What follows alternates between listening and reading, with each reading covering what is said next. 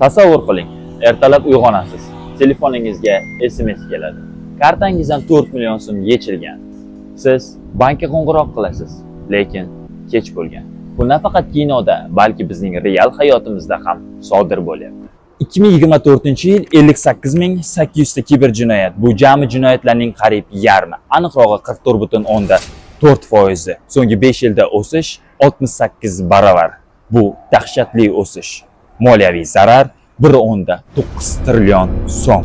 2024-yilda 12 milliondan ortiq kiberhujum qayd etilgan. Bu raqamlar quruq statistika emas. Uning ortida odamlar bor. Ularning ishonchi, ularning pullari, ularning hayoti. Mana bir voqea. Toshkentda bir kishi o'zini bank xodimi deb tanishtirgan. 50 dan ortiq odamdan jami 300 million so'mni birgina telefon orqali o'g'irlagan. Yoki Andijonda o'quvchi yigit do'stining ijtimoiy tarmoq akkauntiga kirib, shaxsiy xabarlarni tarqatgan. Natijada jinoyat ishi ochilgan. Telegramdagi pul ishlash havolasiga bosgan odamning kartasidan 2 million so'm yechildi. Ko'ryapsizmi? Jinoyatlar ham kattalar, ham yoshlar orasida. Agar videoni shu joygacha tomosha qilgan bo'lsangiz, siz o'z kelajagingizga befarq emassiz. Bizni ozgina bo'lsa ham mehnatimizni qo'llab-quvvatlash uchun videoga like bosib, izohlarda fikringizni yozib qoldiring. Rahmat.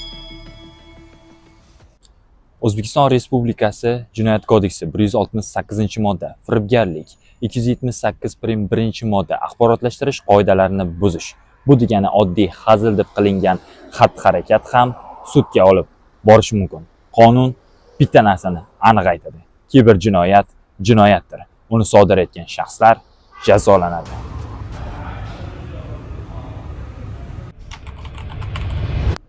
Ular qanday ishlashadi? Phishing, soxta saytlar orqali login va parol olish, phishing, telefon orqali aldash, skimming, bank kartasidagi ma'lumotlarni olish, malware, zararli dasturlar orqali kirish. Ularning taktikasi turlicha, lekin maqsadi bitta. U ham bo'lsa sizni aldash. O'zingizni qanday himoya qilasiz? Texnik jihatdan murakkab parol, 2 bosqichli himoya va antivirus. Shoshilmang, hech qachon begonalarga kodni aytmang. Kiberjinoyat sodir bo'lsa, darhol Ichki ishlar vazirligi kiber xavfsizlik xizmatiga murojaat qiling. Va bir oddiy oltin qoidani hech qachon unutmang. Bank xodimlari sizdan hech qachon SMS kod so'ramaydi. Kiberxavf bu kelajakning muammosi emas, bu bugunning muammosi. Raqamlar ortida odamlar bor. Balki bu ertaga siz bo'lishingiz mumkin. Ehtiyot bo'ling va boshqalarni ham ogohlantiring.